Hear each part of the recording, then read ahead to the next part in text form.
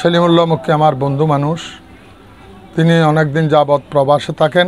প্রবাসী অনেক ব্যক্তি আছে, এর মধ্যেও দেখলাম আমি ত্রাণ সামগ্রিক গড়পোড়া হতে প্রত্যেক জায়গায় করজয়া হাসানার সহিত এবং দান খয়রাতের সহিত সব কাজে উনি নিয়োজিত থাকেন, ভালো কাজে।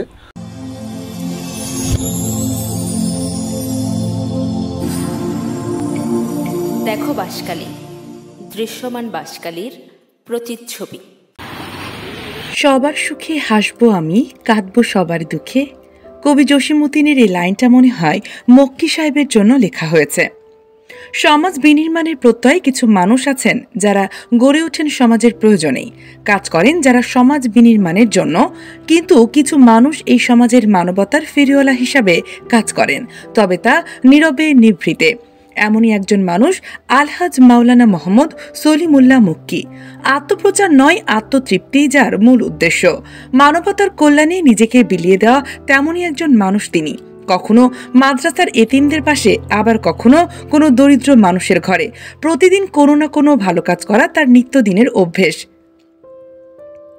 শীতের রাতে দুস্থদের মাঝে কম্বল বিতরণ, পবিত্র রমজানে অসহায় ও দুস্থ মানুষের মাঝে ইফতার সামগ্রী ও ঈদ উপহার বিতরণ, ঈদুল আজহার সময় প্রয়োজনীয় উপহার বিতরণ, বৈশ্বিক করোনা মহামারীতে গরিব, অসহায়, পঙ্গু ও অতি দরিদ্র জনগোষ্ঠীর স্বাস্থ্য সুরক্ষায় mask, hand gloves, hand wash, hand sanitiser বিতরণ সহ ঘরে থাকা কর্মহীন মানুষের জন্য প্রতিনিয়ত খাদ্য সরবরাহ করেন তিনি।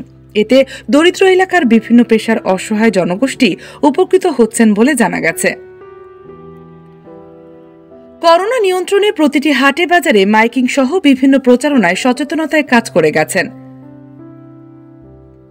এছাড়া মেধাবী দুস্থ শিক্ষার্থী, বিভিন্ন রোগে আক্রান্ত গরিব জনগোষ্ঠীকে চিকিৎসা সেবা প্রদান সহ ঘূর্ণিঝড় মোখার সময় গাছপালা পড়ে বিদ্যুতের লাইনচ্যুত হলে প্রান্তিক জনপদে জেনারেটরের মাধ্যমে সুপেয় পানির ব্যবস্থা করা, বাবা মায়ের নামে প্রতিষ্ঠিত সংগঠন মরহুম মোক্তার আহমেদ ও মরহুমা মমতাজ বেগম ফাউন্ডেশনের উদ্যোগে প্রতি বছর কুরআন, হামদ ও নাত প্রতিযোগিতা ও পুরস্কার বিতরণী অনুষ্ঠান, মসজিদ, মাদ্রাসা সহ যে কোনো সামাজিক অনুষ্ঠানে নিয়মিত নিজের অর্থ দিয়ে তিনি পরিবেশ ও মানুষের জন্য সাহায্য সহযোগিতা একাগ্রচিত্তে কাজ করে যাচ্ছেন।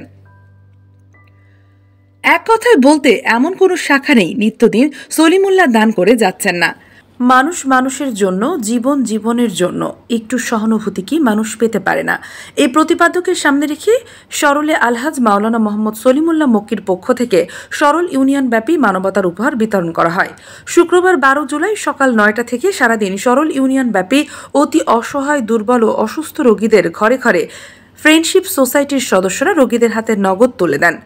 উপহার বিতরণের সময় উপস্থিত ছিলেন মিনজিরিতলা হাকিমিয়া মাদ্রাসার অধ্যক্ষ মাওলানা মোহাম্মদ আবদুল্লাহ, ইউপি সদস্য মোহাম্মদ শাহেদ, সরল ইউনিয়ন ফ্রেন্ডশিপ সোসাইটির উপদেষ্টা মাওলানা রফিকুল ইসলাম বোয়ালি, যুগ্ম আহ্বায়ক মাওলানা আমির হোসাইন নাসিরি, ইউপি সদস্য মাওলানা সৈয়দুল আলম, সদস্য মাওলানা আব্দুর রশিদ, নুরুল ইসলাম রিজভী ও সেলিম বিন জমিল প্রমুখ।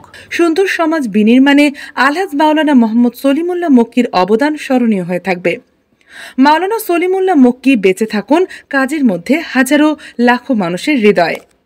মানুষ থাকে না, তবে থেকে যাবে কৃতকর্মের সাক্ষী মানুষের খিদমাতে সদা মাওলানা সলিমুল্লাহ মক্কি। আরিফুল ইসলাম তুহিনের প্রতিবেদনে কণ্ঠে আছি আমি শেখ মাসুমা। দেখো বাঁশখালী।